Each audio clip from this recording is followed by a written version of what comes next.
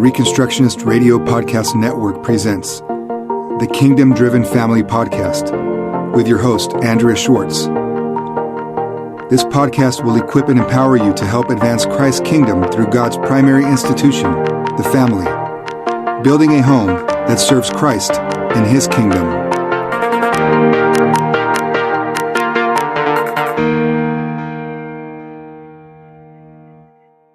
This is Andrea Schwartz. The interview you're about to hear was recorded in February of 2018. You will hear Matt and Helen Belleville discuss their own personal journey with the adoption of two girls, along with their heart for the church to recapture its mission to help orphans in their distress. The first part of the interview will be their personal story, and then the second part, a vision for what they would like to see occur. Keep in mind that this couple, in endeavoring to serve God and keep His commandments faithfully, are throwing out a number of ideas worth listening to and building upon. Tonight I am pleased to have with me a married couple, Matt and Helen Belleville. And I'm in California and they are in Malaysia. So I think we're actually on two separate days here. I'm on a Friday and they're on a Saturday. And the subject that we're going to explore is the role of Christians in helping to deal with the pervasive subject of orphans in the world, not just in our own locale, but everywhere, that the church is supposed to reach out and make the care of orphans a priority. So welcome, Matt and Helen. Thank you. Thanks for having us.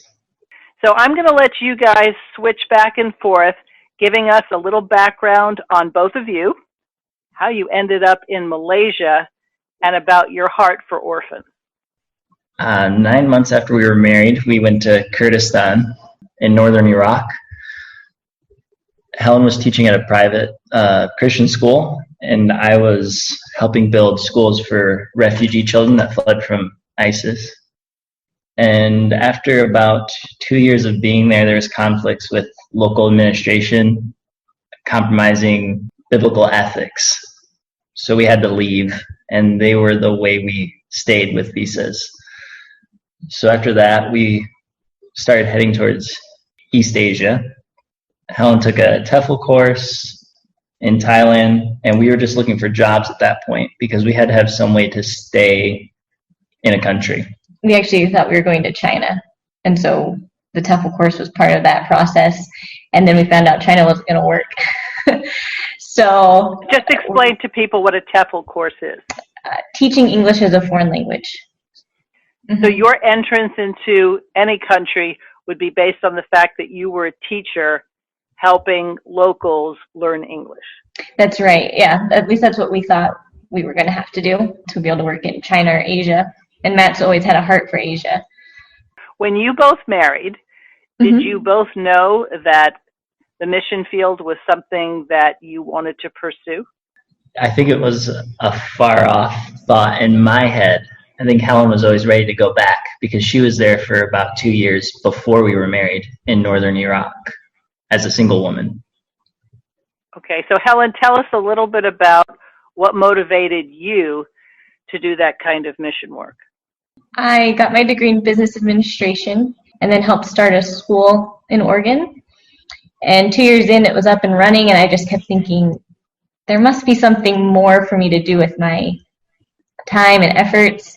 I also didn't have a great eschatology, really, in order to help me understand how what I could be doing right there was actually affecting the kingdom. So I kind of felt like I had to go do something really important. The burden on my heart that God put was the orphans in Iraq. And I didn't know anything about Iraq. So I started reading and studying and then found an organization that was working there. And so I went over to teach. And I ended up realizing that I was working with orphans even though they had families. They weren't being cared for as children. And so that was my role as a teacher, was to come in and not only teach history or math or whatever I was teaching, but to also give them some perspective on life and the decisions that they're facing.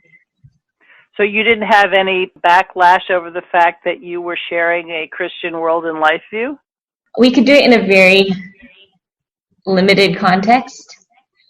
So we had to present information by stating, this is the Bible's worldview, or this is the Bible's approach to this topic. As long as we prefaced anything we said with that, we could be pretty blatant in what we said. Or even, I believe, this is what I would do in your situation. Now that's ironic to me because in American public schools, the teacher has not that kind of freedom, and here you are in Iraq. Yeah. And I think it shows that if Christians do a good job, they can speak before kings openly, right? So these are government Families that are sending their children to these schools. like mayors and governors, And because it's a Christian school, they do such a good job teaching that people want to send their kids there. Mm-hmm. Okay, so from what Matt said, there was some sort of administrative problem, which we don't have to go into, but then rather than returning to the States, which is where you're both from, you were thinking, okay, this is something we're familiar with, we have a heart for it, and you started looking for another place to serve. That's right. And somehow you ended up in Malaysia. Yeah. That's how it feels even now. You wake up and you say, we're in Malaysia. Yeah. We've been here for almost 2 years now. So when China fell through, we started looking for jobs, and Matt found one here. So I applied for it. I was accepted last minute because this was the end of July, and school started beginning of August. So we got here. I started training for it, and I was teaching a joint second and third grade class. Who were your students? Tell me about their families. Where were the families coming from? Some of them are missionary kids. Some of them are local kids. Some of them have special needs, and they're being integrated into the classroom. A few were refugees who've come to Malaysia trying to get a visa to Australia or the US or Canada. So how different did you find educating in Oregon to educating in Iraq to educating in Malaysia? That's a good question. I learned how to teach in Iraq. I did private tutoring and things in Oregon, but I was thrown in the deep end when I went to Iraq. And I just had to learn on the ground, full speed. My first classroom was 26 8 to 9-year-old boys who had no respect for women, and they were known as the animals.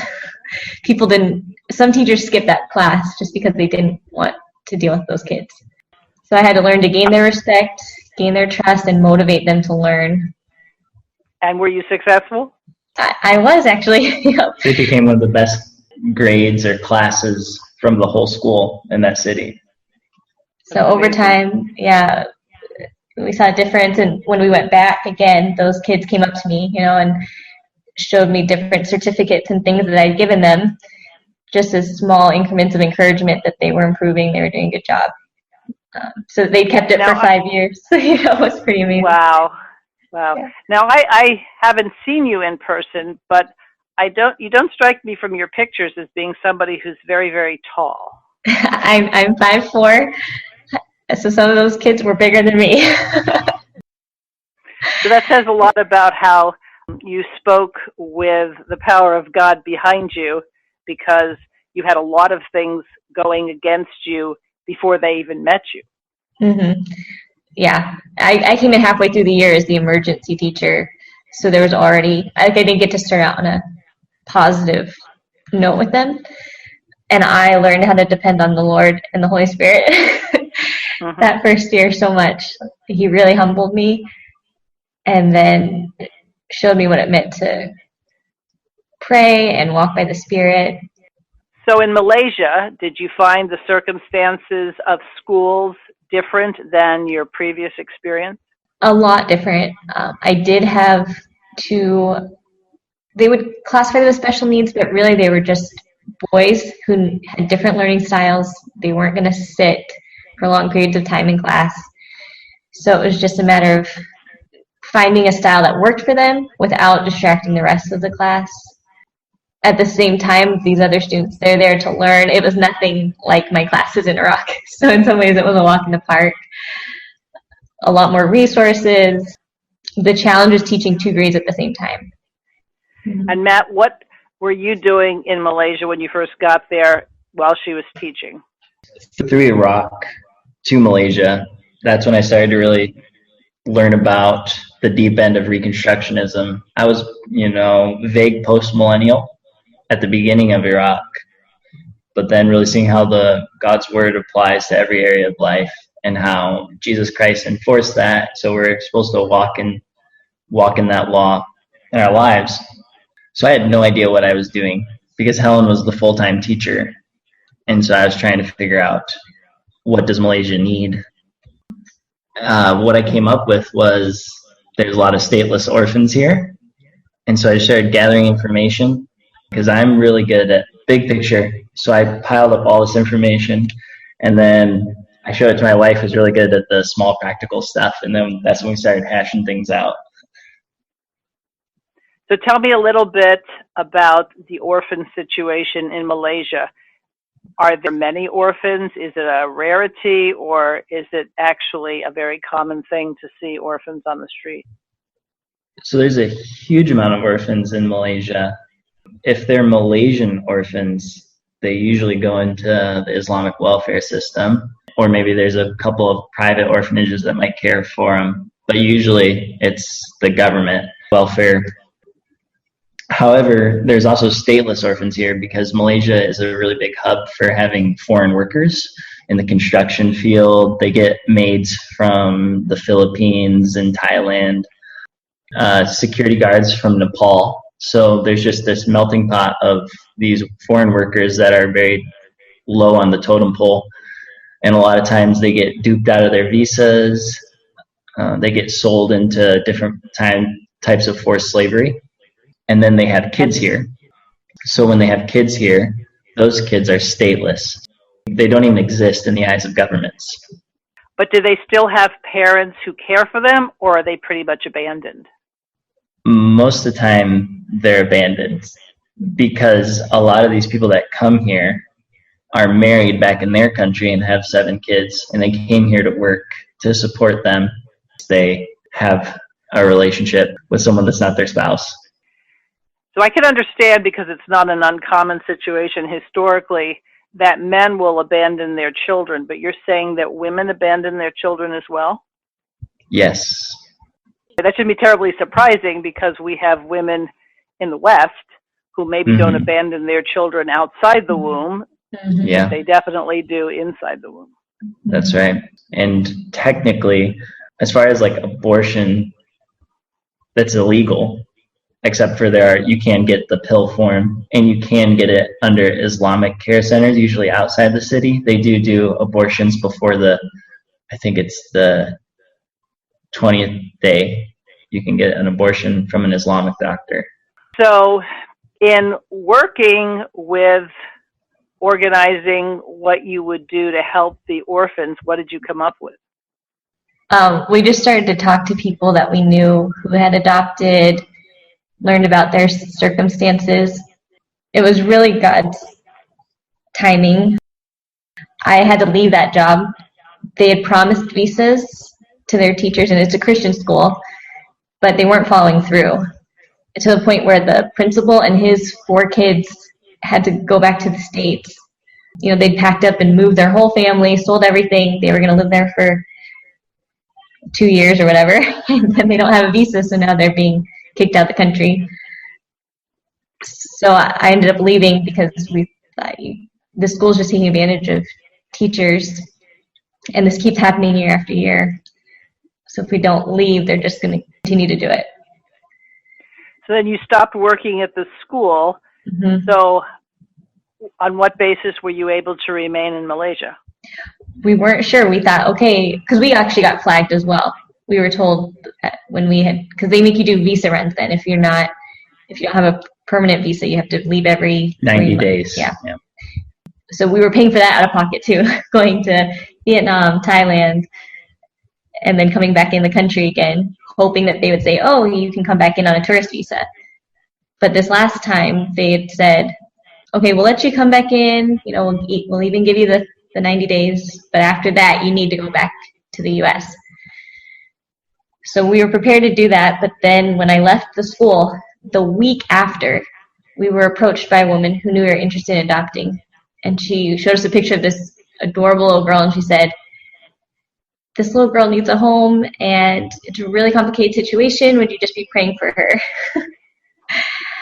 And I looked at her picture, and I looked at Matt, and I think he knew what was going through my mind.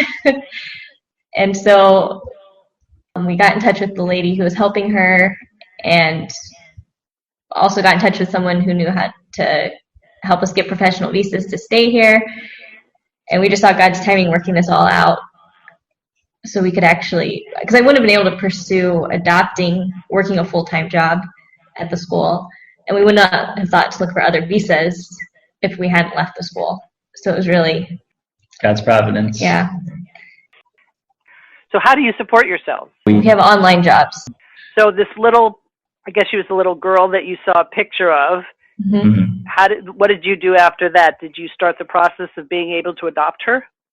We didn't know anything about what that would look like in the States. So we ended up helping the mom, taking her to the registration department to get the child a birth certificate, taking her for medical things.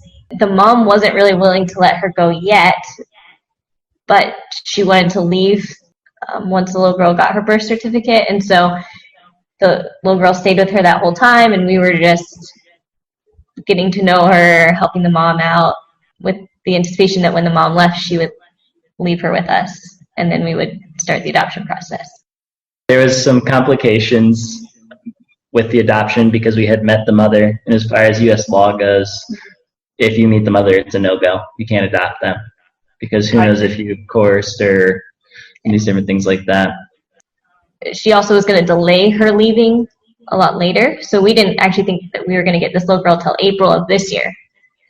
So I see. we were just moving forward with other things, continuing to be part of her life, and then we got the call for the twins. Oh, yeah. So I hadn't mentioned this before because when I see pictures of you on Facebook, you have two little girls that look remarkably like each other. So tell me about the twins. So then in July, we were getting settled here. Our visas were working out. They had actually just gone through, and we had just signed on a new apartment because our contract was up on the old one. And we got a call saying that there's two little girls in the hospital. They were premature. They'd been there for 2 months, so they were healthy and ready for discharge, but nobody wanted to take them. So would we consider doing it? So where were their parents? The mother was there, but whether it was during the pregnancy or just after delivery, she had expressed her desire to place them with a family. So another woman was planning to adopt them. But she wanted her name on the birth cert, which is illegal because she didn't give birth, and the hospital said no. So that woman backed out of adopting the twins. Then the mother was looking for help, and she had people in her community who were also helping her look. But that meant that agents were coming to look at the children. And agents are actually human traffickers. So they even start trafficking little girls at that age? Oh, yeah. Because people want babies. And not just sexual human trafficking, but want to have more kids, or they can't have kids of their own. So not every human trafficking case is necessarily diabolical, per se. Sometimes it's they actually want a family member, and a lot of illegal adoptions like that do happen in Malaysia, where it's just families want a kid, but the process to legally do it is very hard. And where are these families from? Are they from Malaysia, or are they from other countries who want to come in and circumvent the bureaucratic process? Both. It could be both, yeah, outside or inside. So what the hospital did actually is they started spreading lies about the baby's health, that they were in critical condition, that they might not make it. Or that they could have future medical issues. I see. Just but you to knew test. that wasn't the case. Actually, they didn't. We were told that one was healthy for discharge, but the other one was they still had some concerns. So we were thinking, contacting people about, like, what do we do? Like, what kind of medical equipment will we need? Like the little heart monitors and stuff that you lay them on. And we were prepared for extreme needs. And did you have support from other believers, either back home in the States or who were around you, that were willing to help you shoulder this financial burden? Well, we had 24 hours to make a decision. So it wasn't a lot of time to muster up support or contact people. But there's a Facebook group, the Level-Headed Christian Reconstructionist group on Facebook. And I was really struggling with the fact that all these finances, medical, were just going to stack up. And I could not see how we could get through that, or how we'd be able to care for them with all these expenses. So I just asked the question, is it okay to sell yourself into slavery to provide for your family? Because that's essentially what we'd have to do. Swipe our card. What was the answer you got? Most of the reconstruction said, of course, what's your problem? Rescue the girls. Right. Yeah. So that's what we planned on doing. But Jason Sanchez from Reconstructionist Radio, they started a fundraiser for us on You Caring, and that's been really helpful. That was really helpful in the very beginning. So you raised enough money to be able to keep your head above water, taking these two little girls into your family. Well, actually, we took out a cash advance because they had about $7,000 in medical right off the bat that the hospital said had to be paid, or they were going to call welfare and send the kids there. I see. How old are the little girls now, and what are their names? Well, they just turned 9 months. Their corrected age would be 7 months because they were 2 months premature. And their names are Adelaide and Elena. And are they both healthy? They are, yeah, mercifully. They are beautiful and healthy. So that's not the normal road to parenthood. I think everybody would probably agree with that. And what prompted this particular podcast, because I've known you for a couple of months now and I knew your story, another child has come across your path, and both of you are now considering what's your responsibility when another orphan who has needs is brought to your attention. Are you interested in Christian education? Would you like to learn how to be a Christian teacher or how to run your very own Christian school with success? The GCS Apprenticeship Program can help. Learn more on our website at gcsapprenticeship.com. So about a month ago, I read there's kind of a group of us now who are made aware of orphans in need and situations. Sometimes the mother just needs help. Sometimes the child has medical needs or paperwork. Somebody needs to take them to the registration office and walk through that process with them. So this woman who's involved in that, she posted about this little deaf and mute girl who's 7. And I called her and said, okay, what are the details? How can we be praying for her? What are the needs? And one of the concerns is that because of her disabilities, she is a prime target for trafficking. She can't speak for herself.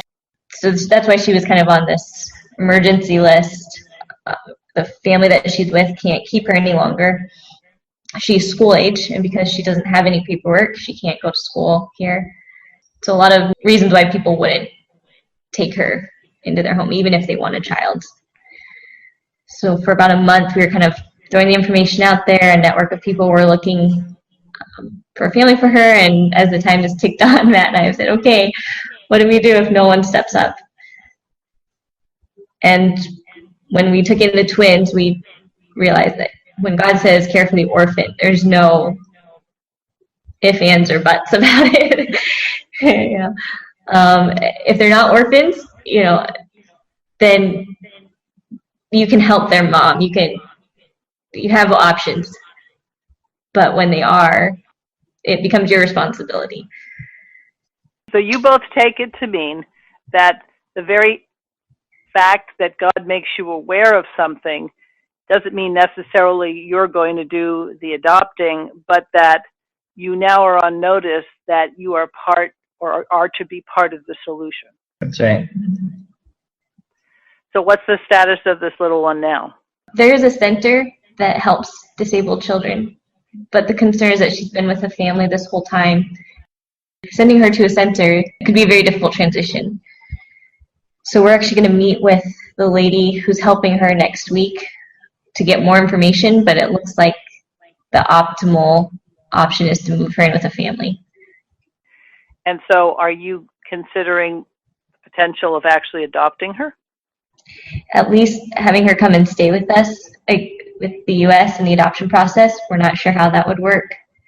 So there's three options. There's either we would be long-term foster until we bring the girls back for their citizenship in the U.S., the twins.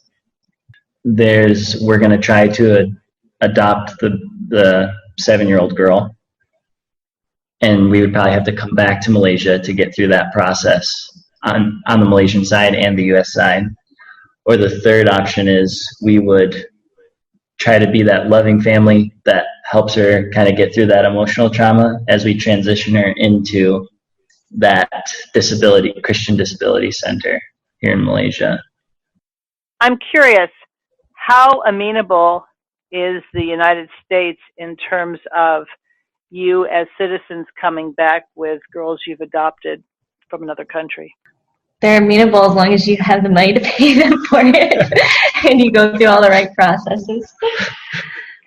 And how much does that amount to? For the twins, including what we've already had to pay and what's ahead, the twins were about $20,000, which we're still working towards. As you raise enough money, when that threshold is met, then you can move along, but without that $20,000 raised, you can't? We can move forward. It'll just be in the form of debt and very slow chipping away. Like we are in process right now, just trying to get one stage done at a time. But then once for the final application and all of that, we would have to have all those funds. Okay, so we spent some time talking about your personal situation, but that's not the limit of where your heart is. Your heart is basically having Christians become aware of that the top priority that God's word says is to care for widows and orphans in their distress. Now, a lot of these women that you're helping, even the ones that want to give up their children in a very real sense are widows because they don't have a husband there who's supporting them, and whether emotionally and financially. But for a lot of people, especially those of us who are in the States, it's always struck me as very difficult. You can kill a baby for a very small amount of money, but to adopt a baby costs a tremendous amount. And for some people, if they're weighing the idea that we're not supposed to go into debt, so balancing those things out. Have you, in the process of spending a lot of time thinking about this, have any sense of how the church, in terms of a congregation and a community of individual believers in specific regions, could actually be instrumental in helping this process bring the price down tremendously in order to do it? Because whoever is profiting from the money, chances are not as interested in the welfare and the spiritual life of the child.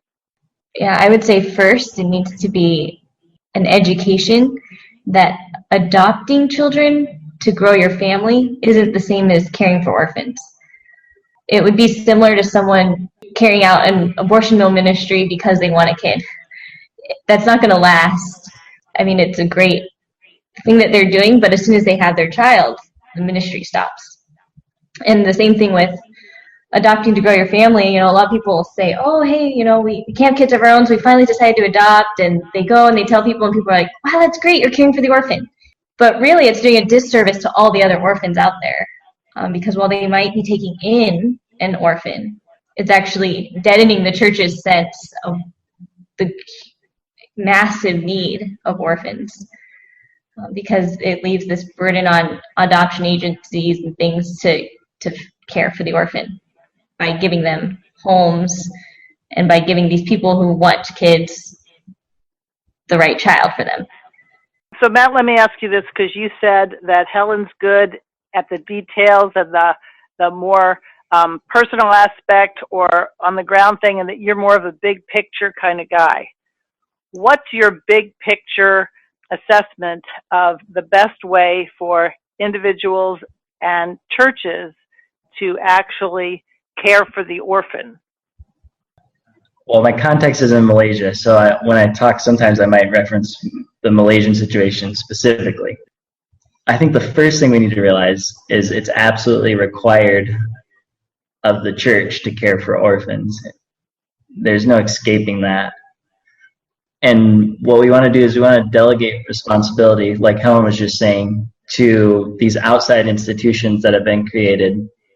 And I think that's the first thing to really get the church's vision correct, is that a lot of those institutions we've created, whether it's the adoption agencies or the places in the home country that find the children, they're not actually caring for orphans. They're just pointing at an orphan and then pointing at a family and saying, oh, here we go. And then there's one orphan taken care of. Now, there's a big problem there, because when we care for orphans, it's not just the physical need, but it's training them to be productive. And that doesn't happen with these agencies and these different institutions we started. So I think the first thing that the church needs to do, every local gathering of believers, is they need to assess what is the current state of orphans in their county, in their state, in their country. The U.S. doesn't have the same problem that we have here in Malaysia, because we give citizenship to everybody at birth.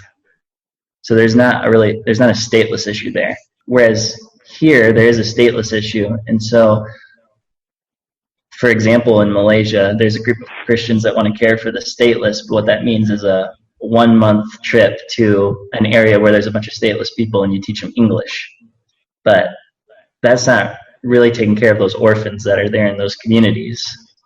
So do you envision more of being a hub so that those who know of orphans, are in touch with orphans, look to individual people as resources, and then that resource person or those resource people are the ones who then try to get other people involved? Because obviously, no matter how big your heart is, there comes a limit to the number of individuals you can help personally.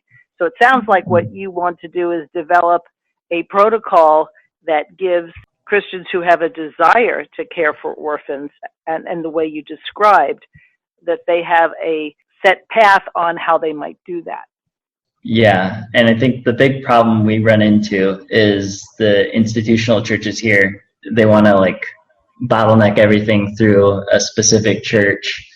That's a power struggle that happens.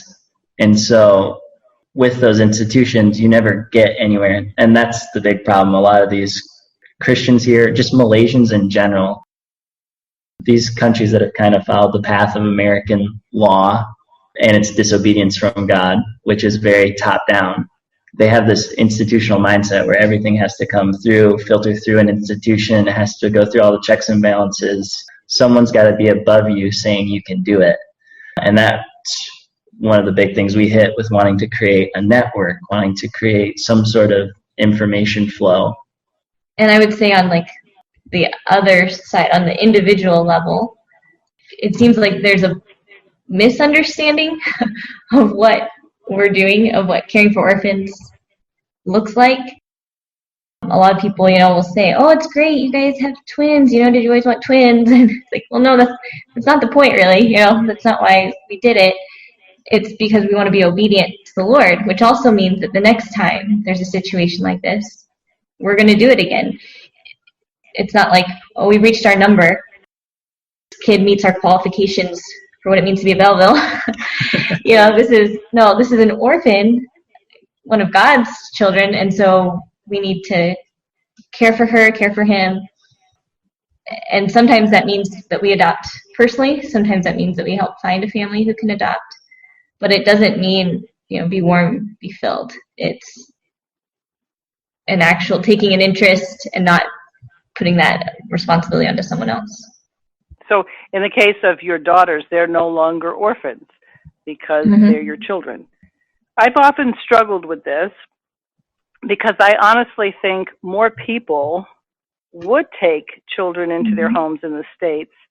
But if you do, and you just did it individually, that you found a widow, and if you have a widow and a child, then you would help both. But let's say you have a dedicated situation where there are no parents. A lot of people, especially those who are already involved in homeschooling, to then open the door to have the state come in and approve your house and approve this or that. For some people, and I would actually find myself among them, saying, is this the godly way to proceed? So I've constantly been thinking about and talking to people, and that's one of the reasons I was interested in talking to you both, is because I think those considerations are real, and yet, just like families decided, well, we can homeschool our children, we don't have to do that through the auspices of the state.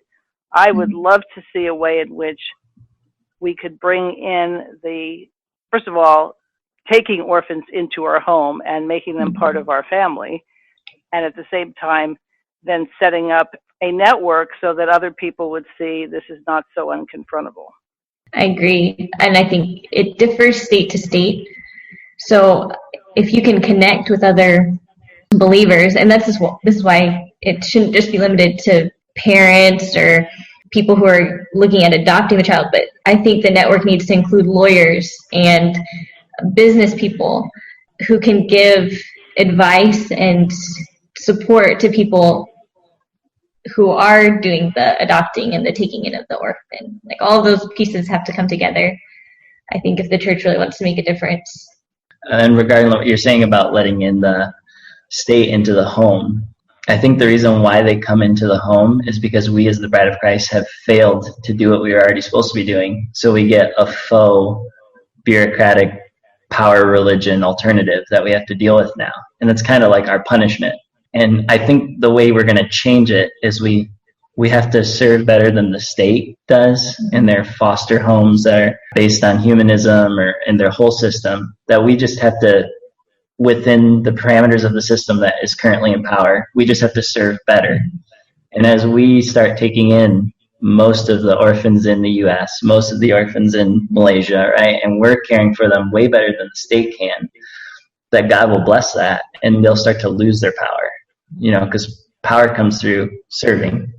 So you honestly have a long-term vision for this, because you yourselves know the hurdles that you have to be able to get over.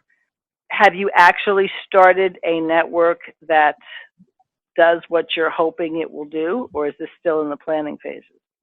Yeah, we're just kind of throwing out the feelers to see if other Christians feel this way, or if they're in the same situation and have the same needs, or if we're just sort of a unique situation. Yeah.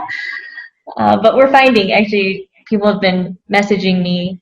They have the same needs. They have the same lack of understanding in their communities about what they're doing and why it has to be so sacrificial. Because as soon as you hit roadblocks, it's hard to go to Christians who've already told you that you're crazy for doing what you're doing to confide in them and say, we've hit a roadblock and we don't know what to do. So it's isolating. So if people wanted to get in touch with you, ask you questions, or present a need or a desire on their part, how would they do that? Facebook is easy. Also, email. On Facebook, how would they find you? Either Matthew McKay Belleville or Helen Belleville. Via email? It's Helen B, as in Belleville, from gp@gmail.com. Okay. So Helen B from gp@gmail.com. Yep. So what are the plans for you in terms of returning to the U.S.? We'll have to come back once the application is accepted for the girls' citizenship, and we're hoping that will be at the end of the year. And then we would need to wait there until they could get their passports and everything. in order for us to come back. And so coming back to Malaysia is your ultimate end goal. You come back to handle the citizenship, but you want to both return to Malaysia to serve there. Well, one of the big things is with the girl here. And if we can build a system where we can actually do something, because if we're just alone in this, we're not going to be able to do much more than to take just a few children. And so at that point, we have to decide, okay, have we been able to build up a system that's going to be supportive in the work here, of people in different fields and skills, reconstructionists who deal in different types of work, where we can train these children who don't have an opportunity to work here, because maybe we end up taking care of 50 children, but we can't adopt all of them. But we can train these stateless kids into people that are excellent in their craft because, hey, we know the guy who knows how to typeface books. So it really depends on the system we're able to build in these next few months. Can we actually have a ministry that'll be beneficial, or is it going to be more beneficial for us to stay in the States and network there? So your goal is to not only share your vision with others to be participators in the necessary work of caring for orphans, but you're looking at it from the point of view of where you can be most effective and have the greatest result. That's right. Well, thank you both. I hope that your vision, and it's certainly in the mustard seed stage at this point, grows to be the huge tree that the mustard seed produces, but that you will have other people who are interested in networking with you, not only to help you with your particular situation that you're with regards to the 7-year-old girl, but there might be mutual benefit in helping them pursue those things that God is putting on their heart. Thank you. Yeah, thank you. Well, join me again next time for another edition of the Kingdom Driven Family Podcast. Thank you for joining Andrea Schwartz and the Kingdom Driven Family Podcast, holding up the family and self-government as a true and lasting means of transforming society. Please visit thekingdomdrivenfamily.com and reconstructionistradio.com.